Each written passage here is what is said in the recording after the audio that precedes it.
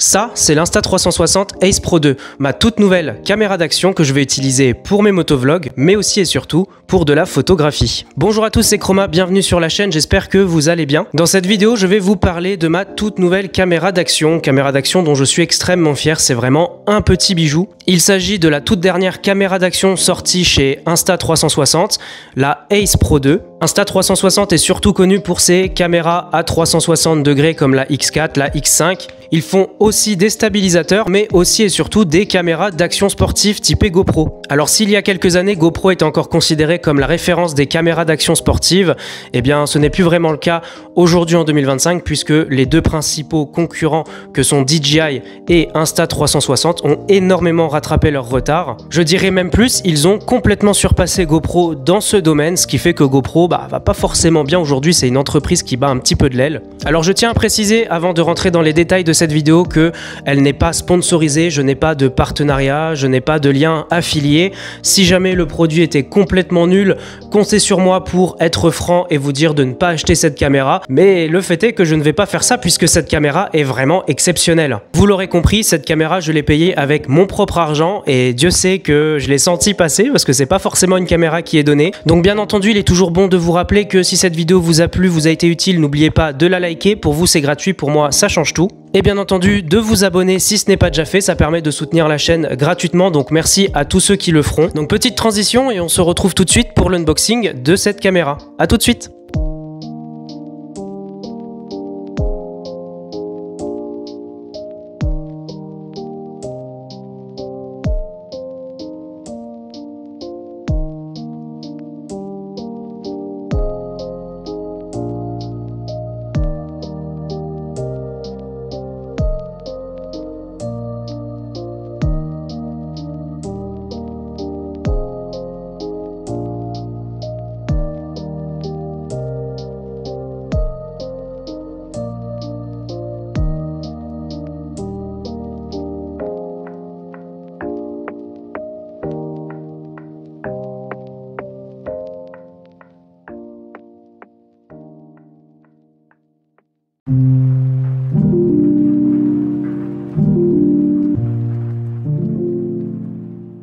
Voilà, l'unboxing est à présent terminé. Cette fois-ci, je vais revenir sur les différentes fonctionnalités de cette Ace Pro 2 qui font que, selon moi, c'est vraiment une des meilleures, si ce n'est la meilleure caméra d'action disponible à ce jour. La caméra, je l'ai depuis quelques semaines, je l'ai utilisée, je l'ai testée et le rendu est absolument génial. J'ai parfois fait même des shorts, je sais pas si vous regardez le reste des vidéos de ma chaîne, mais certains de mes derniers shorts étaient tournés avec la Ace Pro 2. Par contre, j'ai attendu de recevoir absolument tous les accessoires avant de vous proposer une vidéo, donc voilà, c'est enfin le cas. On va se rendre dans mon bureau, petite transition, et je vous montre en détail les différents accessoires. Je vais les essayer avec ma caméra pour vous montrer vraiment toute l'étendue des possibilités de cette caméra. Allez, c'est parti!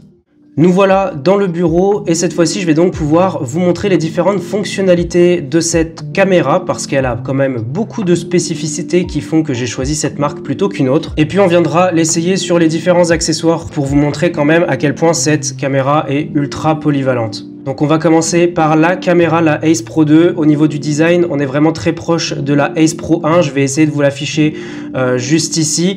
Il y a très peu de choses qui changent. On a évidemment le petit 2 ici. Attention, un changement révolutionnaire. Bien entendu, il n'y a pas que ça comme différence. On va avoir ici un cache anti-vent qui va donc être composé d'une petite partie en plastique trouée et d'une bonnette anti-vent juste ici. Au niveau du design, il n'y a pas 50 000 choses qui changent. C'est surtout au niveau du logiciel, au niveau des fonctionnalités, de la performance de la caméra qu'il va y avoir évidemment des changements avec la Ace Pro 1. L'élément le plus remarquable et ce qui fait vraiment la spécificité d'une Insta360 Ace Pro, c'est cet écran à l'arrière qui est déployable. Ça vous permet de pouvoir faire des vlogs facilement et de pouvoir incliner cet écran dans toutes les directions. Donc voilà en ce qui concerne le design, hein. Sachez que cette bague, je crois que sur la Ace Pro 1 ce n'était pas possible, mais maintenant il est possible en forçant un petit peu de la retirer.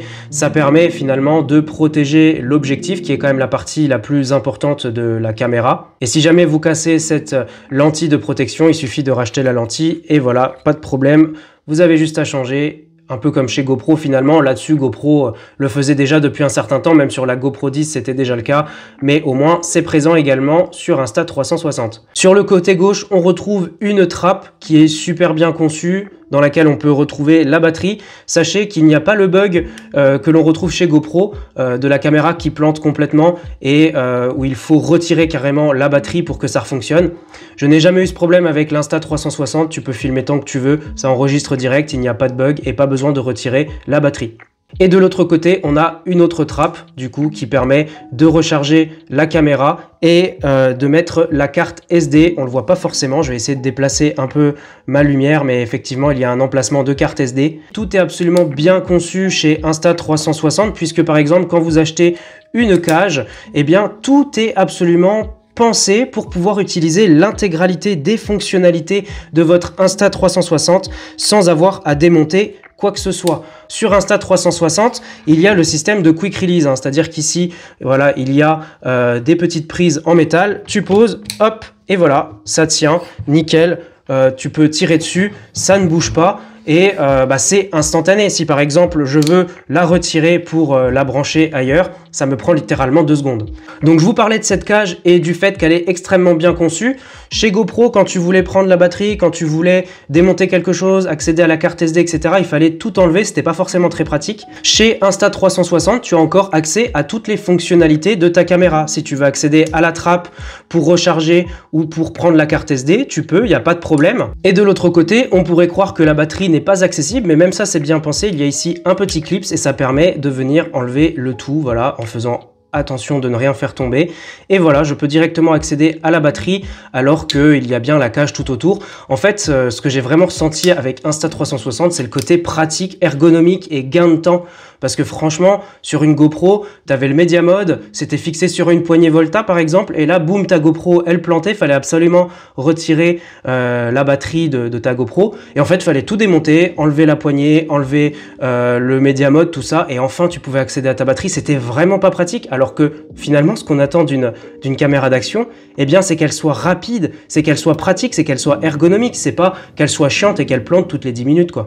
Et en ce qui concerne cette cage, vous voyez bien que sur le côté, il y a d'autres accroche et donc ça permet de venir fixer sa caméra à la verticale justement pour le format réseau social par exemple. Moi je sais que quand je suis en moto, parfois je vais faire des vidéos motovlog à l'horizontale pour YouTube et parfois je vais faire des petits shorts etc. et donc des contenus plutôt typés réels, shorts, vidéos TikTok, tout ça, et donc je la mets à la verticale. Bon, je vous ai parlé de la cage, maintenant je vais vous montrer ce qu'il y a dans cette boîte. On a l'adaptateur de micro, j'enlève les 2 petits scotch et voilà la bête.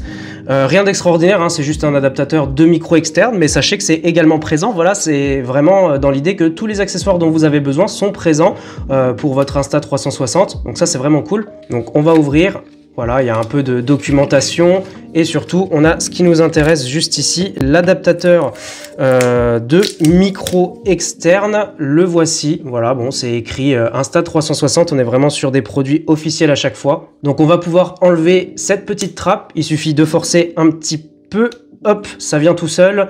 Voilà, on peut le remettre très facilement sur le côté comme ceci. C'est dans ce sens-là, j'ai failli le mettre à l'envers. Et là, donc, c'est parfaitement droit, parfaitement centré.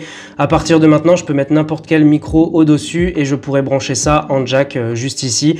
Il y a également une prise, rien n'est laissé au hasard, hein, j'insiste vraiment là-dessus, mais il y a également une prise USB-C pour pouvoir recharger la caméra, même avec l'adaptateur. Donc comme ça, pas besoin de l'enlever, de le remettre à chaque fois. Tout est absolument bien pensé. Il n'y a absolument aucun moment où je me suis dit, s'ils avaient fait les choses différemment, j'aurais préféré, pourquoi ils n'ont pas pensé à ça, c'est bête. Non, tout est absolument bien conçu, tu peux absolument utiliser toutes les fonctionnalités de ta caméra, même avec une énorme cage en métal, et le tout est pensé pour être utilisé à la verticale, à l'horizontale, peu importe. On va passer directement sur le chargeur rapide. Bon, il n'y aura pas grand chose à dire, je vais juste le déballer en votre présence. Voilà, bon après une fois de plus, comme je vous l'ai dit, c'est pas les accessoires de l'année, hein, c'est juste un chargeur de batterie, mais en vrai, ça change la vie, je trouve, c'est tout compact et ça permet de recharger très rapidement plusieurs batteries en même temps. Un petit câble de charge qui est fourni avec, des fascicules, hein, rien d'extraordinaire. Et donc voici le chargeur de batterie. Une fois de plus, c'est toujours dans un plastique qui est quand même ultra quali, hein. Ça fait pas de chip, c'est vraiment de la bonne qualité. D'ailleurs, je vais vous montrer, voilà, je vais enlever le cache sur le côté. Il faut toujours faire doucement ici parce que la trappe peut se déclipser, on va éviter de perdre du temps. Je fais venir la batterie. Voilà, donc la caméra est juste ici, la batterie est comme ça et je pense que ça se met dans ce sens. Hop, je viens clipser la batterie et il n'y a plus qu'à brancher ça. Donc par exemple, si vous avez une batterie externe, c'est ce que j'ai notamment dans ma petite mallette, eh bien vous pouvez recharger jusqu'à 3 batteries d'un coup. Autant vous dire que vu l'autonomie de la caméra, vous en avez pour un sacré paquet de temps de vidéo. Bon, par contre, je commence à perdre un petit peu patience. Vous vous doutez bien, ce que j'attends le plus de cette vidéo, c'est cet Explorer Kit. Franchement, il me vend du rêve. Le produit est absolument magnifique. Il est tout en métal, ultra quali, et ça permet vraiment d'avoir un rapport complètement différent à sa caméra d'action. Voilà, on enlève tout ce plastique et on va donc pouvoir accéder à un des accessoires qui coûte le plus cher. C'est vrai que depuis tout à l'heure, je vous parle, mais je vous donne pas les prix. Donc on va faire, avant cet unboxing, une petite pause où je vous donne les prix des différents accessoires et de la caméra. Au niveau de la caméra elle-même, c'est comme chez GoPro, il y a énormément de packs disponibles. On a des packs qui sont vendus directement avec l'Explorer Kit, on a des packs avec plusieurs batteries, etc. Dans mon cas, j'ai opté pour la caméra d'action avec une batterie supplémentaire. Le prix, au moment où je l'ai acheté sur le site officiel, c'était de 469 €, donc on commence à être sur des sacrés tarifs quand même. Personnellement, sur Vinted, je l'ai trouvé neuve sous blister à 380 €, donc ça valait vraiment le coup. Je pense pas que vous la trouverez beaucoup moins cher aujourd'hui, mais si jamais vous la trouvez dans les 350 balles, 380 balles, c'est vraiment un super deal. Au niveau de cette cage multifonction de la marque Small Rig, je l'avais acheté 64 € sur Amazon. Le petit adaptateur de micro, je l'ai acheté 24 € sur Amazon. Le trépied slash perche à selfie qui résulte d'un partenariat entre Insta360 et PGI Tech, eh bien ce produit je l'ai acheté 60 €. Le chargeur de batterie était un petit peu cher, mais il était pareil à 50 ou 60 € sur le site officiel. Ça fait un peu cher pour un chargeur de batterie. Évidemment, vous pouvez opter pour des sous-marques, des marques qu'on retrouve sur Amazon, AliExpress.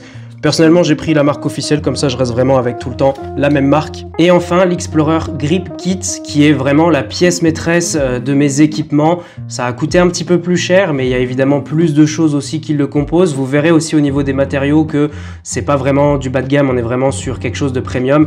Ça m'a coûté 105 € sur le site officiel. Donc en parlant de ce kit, justement, on va en profiter pour l'ouvrir. Il n'y a pas l'air d'avoir de scotch, il faut juste ouvrir par ici, j'ai l'impression, c'est tout à fait ça.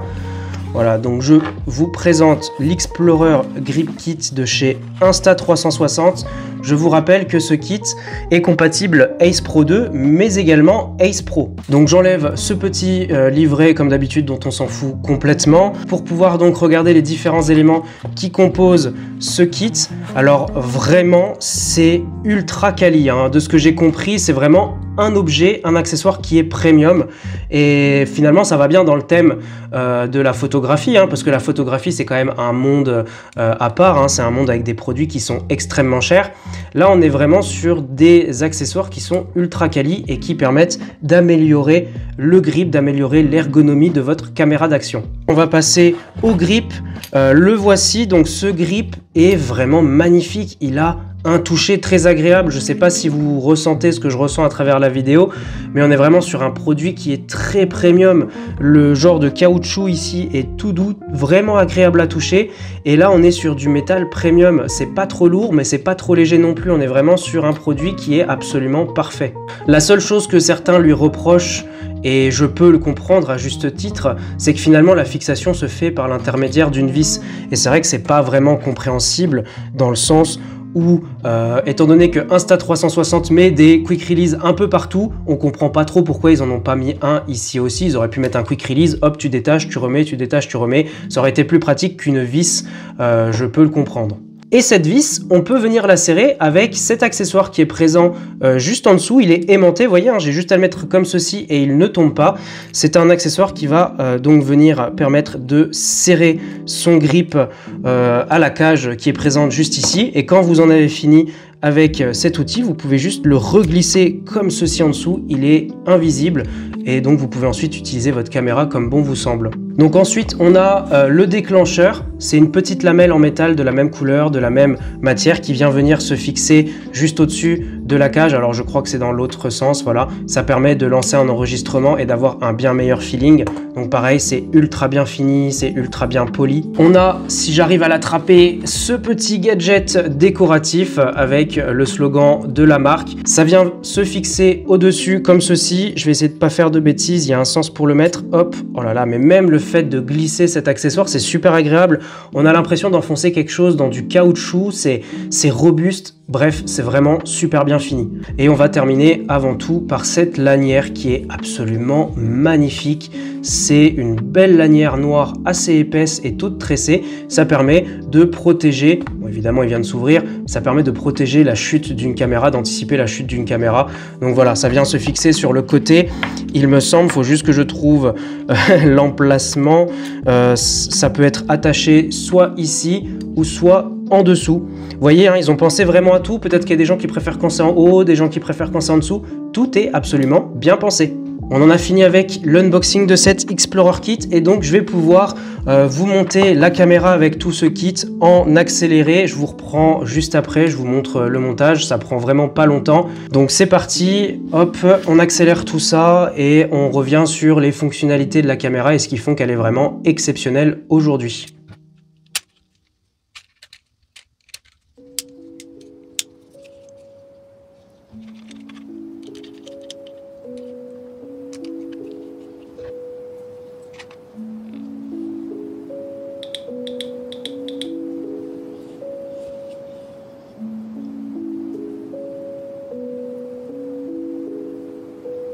Je sais pas ce que vous en pensez, mais alors là, franchement, je suis bluffé. C'est peut-être un de mes plus beaux objets à l'heure actuelle. Franchement, je suis bluffé par la qualité de ce produit. Franchement, c'est absolument somptueux. La prise en main, mais est d'une douceur. Je ne saurais pas comment vous décrire ça. J'ai jamais eu de véritable appareil photo, j'ai jamais eu cette chance. Mais j'ai l'impression d'en avoir un actuellement. Tout est tellement beau, tout est tellement bien usiné. J'aime bien avoir des beaux objets comme ça, des magnifiques objets que tu as envie d'utiliser au quotidien. C'est exactement le cas de ce Explorer Kit avec la Ace Pro 2. Avant de vous montrer le rendu que l'on peut avoir avec cette caméra, que ce soit lors de motovlog, que ce soit lorsque je prends des photos, des trucs de la vie quotidienne, etc. Eh bien, je vais vous montrer les différentes fonctionnalités, les menus de la caméra. Donc, on va l'allumer ensemble. Même l'allumage, je le trouve satisfaisant. Je vous laisse observer tout ça. Donc, on appuie ici, deux petites LED bleues, ça vibre et c'est allumé. Voilà, donc on me voit. Salut. Voilà, l'écran, vous voyez, est ultra fluide, ultra réactif. Ce que j'ai vraiment remarqué et ce qui m'a surpris, c'est que cet écran tactile ressemble vraiment à un écran de téléphone. Il est extrêmement fluide, extrêmement doux à l'utilisation. Il n'y a pas de mauvais clics, il n'y a pas voilà, d'erreur où comme sur GoPro, il fallait appuyer 10 fois pour avoir ce qu'on veut. Là, vraiment, tout est bien pensé, tout est fluide, tout est agréable. Et eh bien, on a également la présence de vibration quand vous faites des choses. Ça peut paraître anodin, mais non seulement ça donne une impression de qualité à l'ensemble, et puis en plus de ça, quand vous l'utilisez par exemple sur un casque de moto, ça fait vibrer votre casque. C'est peut-être bête, mais putain, ça change la vie. Quand ça vibre, tu sais que tu lances une vidéo, tu sais que tu arrêtes une vidéo, et t'as pas besoin de télécommande, t'as pas besoin de voir ce que tu fais. Au niveau des menus, c'est très simple, hein. Franchement, c'est comme sur une GoPro, tu peux balayer en haut, en bas, à droite, et à gauche. Et si vous balayez directement depuis le milieu de l'écran, vous pouvez changer de mode. Donc il y a pas mal de modes intéressants. Moi je pense par exemple au mode Starlapse qui est absolument magnifique. Je vous ferai sûrement des vidéos à propos de ce mode et je vous montrerai le rendu, c'est absolument génial. Il y a plein de modes. On retiendra surtout le mode photo bien entendu qui prend tout son sens avec un kit pareil. Il y a évidemment le mode vidéo classique, mais on retrouvera également le mode pure vidéo qui est une nouveauté. C'est un mode qui permet de faire des vidéos magnifiques de nuit et ça, mon Dieu, mais c'est une des fonctionnalités les plus incroyables qui m'ont convaincu d'acheter une Ace Pro 2 et non pas une autre marque, tout simplement parce que je mourais d'envie de faire des vidéos nocturnes, de faire des vidéos de moto de nuit. Ça peut être vraiment génial et la Ace Pro 2 me le permet enfin. Si vous n'êtes pas trop retouche et que vous voulez quelque chose de plus classique, eh bien vous avez déjà des filtres qui sont présents, que ce soit standard ou que ce soit des filtres Leica. Il y a également des filtres Leica vu que c'est, je le rappelle, une caméra qui est en partenariat avec Leica Leica au niveau de l'objectif. Et de ce que j'ai vu, c'est pas des filtres gadgets qui font vraiment des vidéos dégueulasses. Pour le coup, c'est des filtres qui ont vraiment de l'intérêt, notamment je pense aux filtres Leica Nat et Leica Vif, donc Leica Naturel et Leica Vif. Ce sont deux filtres qui sont absolument magnifiques, qui donnent un beau rendu à vos vidéos. Avant que je vous montre le rendu de cette caméra, quand je filme mes sorties moto, des scènes de la vie quotidienne ou tout simplement que je prends des photos, tout ça avec ce magnifique kit, eh bien, je vais juste vous montrer ce menu qui est très important, c'est le menu de la qualité. Avec une Ace Pro 2, on peut monter à 8K. Je peux filmer actuellement en 4K 120 fps, c'est énorme. On retrouve également de l'HDR. Alors l'HDR, il est disponible uniquement sur des fréquences allant à 60. Si on dépasse, il n'y a plus d'HDR. La stabilisation, pareil, c'est très simple, hein, c'est bas, standard ou haut. Personnellement, je laisse standard, j'ai jamais eu de problème, j'ai pas de perte de qualité d'image et la stabilisation est vraiment géniale. Donc, sauf pour sport extrême du style VTT avec plein de bosses et tout, faut mettre sur haut, mais sinon vous pouvez laisser sur standard, c'est très bien. Et avant de vous présenter les différentes vidéos que j'ai pu filmer avec cette Ace Pro 2, donc je vous montrerai le rendu en moto, le rendu à pied, le rendu des photos, tout ça. Eh bien il y a les deux derniers paramètres qui sont présents juste ici. Là on va avoir un zoom, ça peut paraître bête, mais en vrai selon certaines conditions, pour faire des photos ou des vidéos sans trop s'embêter, ce zoom rapide est vraiment très pratique. Et on a également les différents angles de vue, donc ça c'est vraiment propre aux caméras d'action, hein. On a la même chose chez GoPro, il y en a beaucoup moins chez GoPro, il y a le mode linéaire, le mode grand angle et le mode super view. Là il y a vraiment pas mal d'angles, il y a même des modes qui permettent de réduire l'effet de distorsion de l'image. Ça c'est vraiment cool parce que ça permet d'avoir des grands angles sans forcément qu'il y ait cet effet arrondi sur les bords. Évidemment c'est un effet que l'on retrouve avec le mode action qui est le mode avec le plus grand angle. On a 157 degrés de champ de vision, c'est énorme. Bon voilà, je pense que je vous ai absolument tout dit à propos de cette caméra, j'en suis complètement conquis, que ce soit en termes d'esthétique, en termes de performance. Et en parlant de performance, il est justement temps de vous montrer quelques rendus de cette caméra. Alors vous avez déjà vu tout au long de cette longue vidéo parfois quelques séquences que j'ai pu filmer avec la Ace Pro 2, mais justement il est temps de vous montrer quel rendu cette caméra est capable de proposer. Donc petit cut et je vous mets quelques séquences vidéo avant de vous retrouver pour ma conclusion. Donc c'est parti, petite transition et je vous montre quelques séquences filmées avec l'Insta360. Ça vous permettra de vous rendre compte de la qualité photo, vidéo, du micro, bref, on va vraiment tout voir en détail.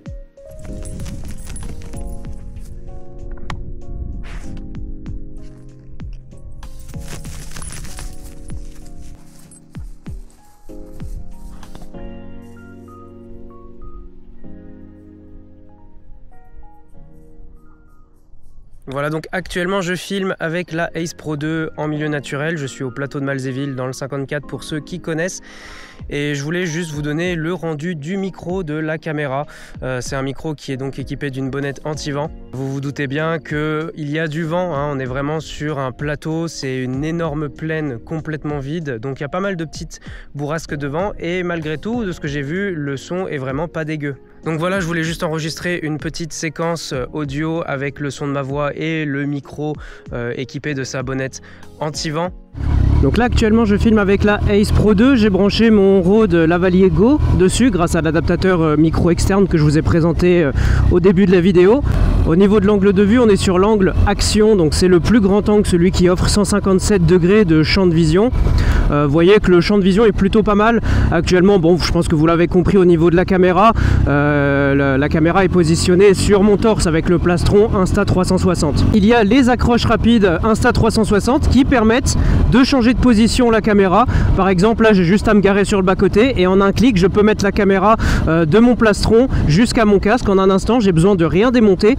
Donc là vous voyez au niveau du champ de vision, je me suis un petit peu redressé, je ne suis pas couché sur la moto pour conduire, mais au niveau du champ de vision on est pas mal du tout, hein. Même avec un plastron je trouve qu'on a une très belle vue de la moto, très belle vue de la route. Après c'est à vous de faire les petits ajustements, hein, de pouvoir incliner plus ou moins la caméra. Et voilà le point de vue de la caméra depuis le casque. Donc le rendu est vraiment pas mal je trouve. Ça permet d'avoir une fois de plus un beau champ de vision. Et c'est vrai qu'en termes de vidéo pour des motovlogs c'est vraiment parfait, hein.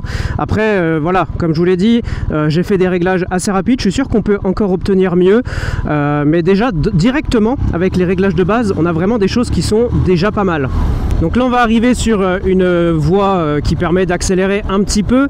Ça vous donnera une idée de l'impression de vitesse. Après, l'impression de vitesse et de flou cinétique, on l'a beaucoup plus quand on bloque les images à 30 images par seconde et qu'on met un filtre ND. En l'occurrence, c'est pas ce que j'ai fait là, je suis à 50 images et j'ai aucun filtre. Mais vous verrez que finalement, l'impression de vitesse, elle est pas dégueu non plus quand même. Elle est pas dégueu. Alors j'accélère un petit peu.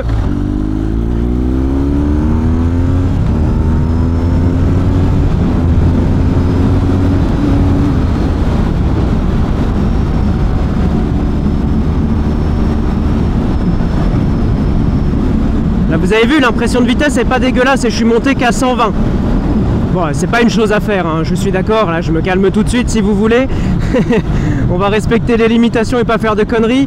Mais vous voyez, l'impression de vitesse n'est pas dégueu de ce que j'ai vu dans mes vidéos. Elle est super bonne aussi quand la caméra est positionnée sur ce support guidon. De toute manière, quand on va sortir à droite, je vais me garer à nouveau. Je vais installer pour que vous ayez le dernier point de vue que je vais utiliser pour mes vidéos, pour mes futures vidéos. Donc c'est parti, clignotons à droite et on va aller se garer un peu plus loin. Cette fois-ci, je me suis garé sur le bas-côté, on a mis la caméra sur le plastron et sur le casque et maintenant je vais la mettre sur le guidon directement, vous aurez un point de vue complètement différent. A tout de suite.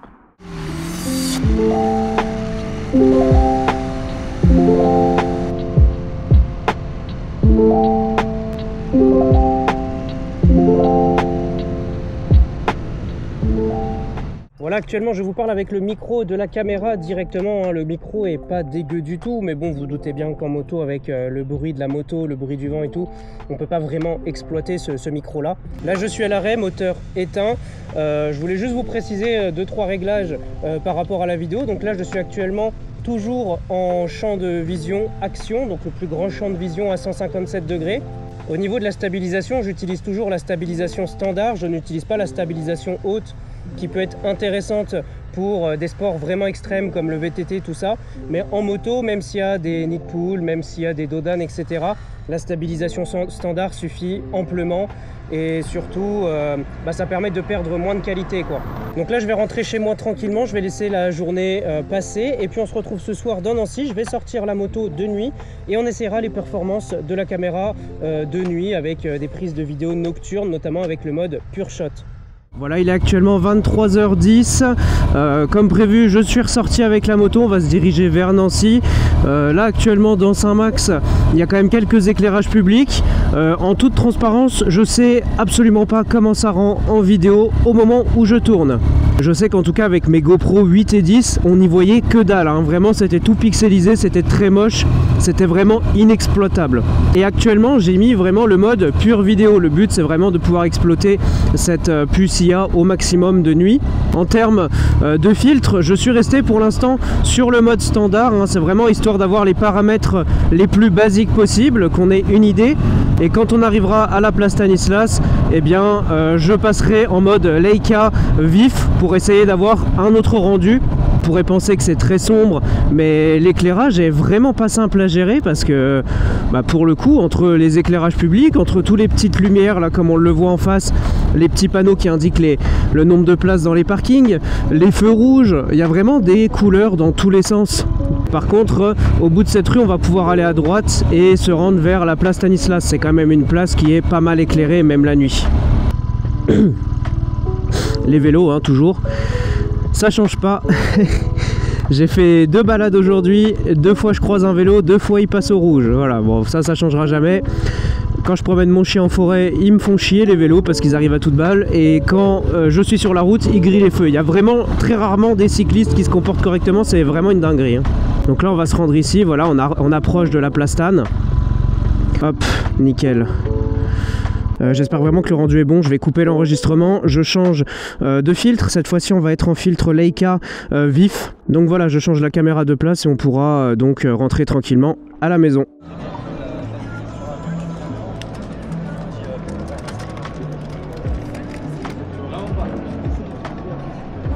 Donc actuellement je suis sur la place Stan, je sais pas si on m'entend bien, j'en ai profité pour filmer avant de rentrer chez moi. Vous voyez, c'est quand même une place qui est plutôt pas mal éclairée de nuit, mais par contre le rendu est super bien. C'est pas parce que le ciel est complètement noir que tout est flou en dessous. Je suis assez bluffé de voir ce rendu.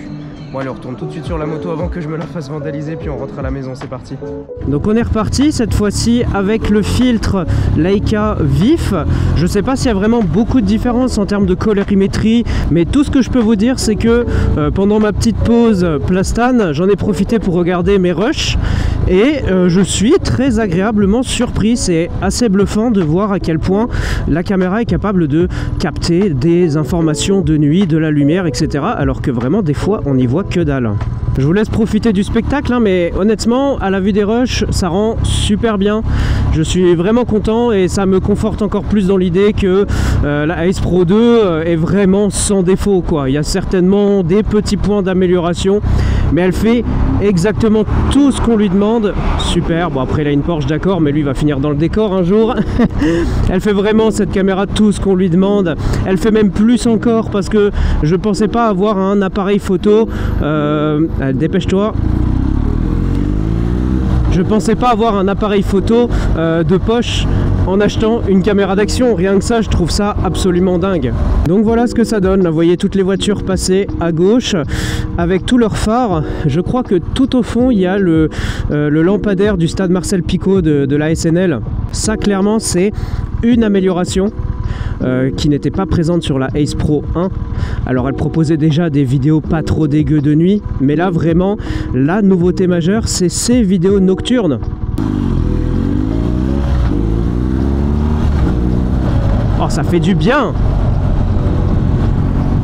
Ça fait tellement de bien. Regardez-moi ce pont, regardez-moi cette vue, le stade Marcel Picot qui est allumé, le pont qui est allumé aussi. Franchement, je suis sûr. J'ai même pas vu les rushs, mais je suis sûr que le rendu est absolument incroyable. Encore une excellente idée de ma part de passer par là. Honnêtement, je vais passer par ici. Bon bah finalement, c'était pas une bonne idée. Je vais essayer de passer, mais là ça va être compliqué, hein. Putain de merde, quelle idée. Quelle idée j'ai eue. La galère. Bon, vive la moto, hein, dans ce moment-là. Ah, je pensais pas que ça serait bloqué autant, putain. Ça, c'est un bon exercice de lent en tout cas. Comme quoi le lent, bah, c'est bien casse-couille, c'est vraiment le truc du plateau que personne veut faire et ça fait bien chier, mais en tous les cas, bah voilà, au moins quand tu as des événements comme ça improbables, bah tu sais tenir ta moto, quoi. Bon écoutez, de toute façon, moi je vais couper la vidéo, je vais bientôt rentrer chez moi, on se retrouve pour la conclusion de cette vidéo. Pourquoi tu te déportes sur la gauche à moins de vouloir me tuer, je comprends pas trop le concept. Voilà, on va se retrouver à la maison pour la conclusion. En tout cas, le test en extérieur, c'est nickel. Le test en moto, de jour comme de nuit, c'est nickel. Donc voilà, que du tout bon cette Ace Pro 2. Allez, à tout de suite pour la conclusion. Voilà, cette longue vidéo touche à sa fin. J'espère qu'elle a été intéressante, qu'elle a apporté toutes les réponses dont vous aviez besoin. Bien entendu, si jamais vous avez encore d'autres questions, malgré la durée de cette vidéo et toutes les informations que j'ai pu vous donner, eh bien n'hésitez pas à venir en commentaire. Je suis très réactif, je peux me permettre de répondre à la majorité de mes abonnés. J'ai pris beaucoup de plaisir à tourner cette vidéo, mais malgré tout, je tenais quand même à préciser que c'est peut-être une des vidéos qui m'a demandé le plus de travail sur la chaîne. Ça n'a pas été forcément chose facile, donc j'espère clairement que cette vidéo vous plaira et qu'elle aura un très bon accueil. Pour ce qui est de la Ace Pro 2, bien entendu, c'est une caméra dont je suis extrêmement fier. J'en suis complètement conquis. Elle ne fait aucune concession. Elle est vraiment magnifique sous tous ses aspects. J'aime vraiment tout ce qu'on retrouve dans cette Ace Pro 2, que ce soit au niveau des performances, au niveau de l'esthétique, au niveau de tous les accessoires que l'on peut acheter à côté, comme cette Explorer Kit qui permet de complètement changer l'utilité de cette Action Cam, que ce soit au niveau du logiciel qui ne bug pas, l'écran tactile qui est d'excellente qualité et le fait que l'on puisse avoir des vidéos avec différents filtres, différents profils, tout ça, franchement, c'est excellent et ça donne juste envie de créer du contenu encore et encore. Quoi qu'il en soit, on se retrouve bientôt pour de nouveaux contenus. Je vous souhaite à tous une très belle fin de journée. Prenez soin de vous, c'était Chroma et à la prochaine.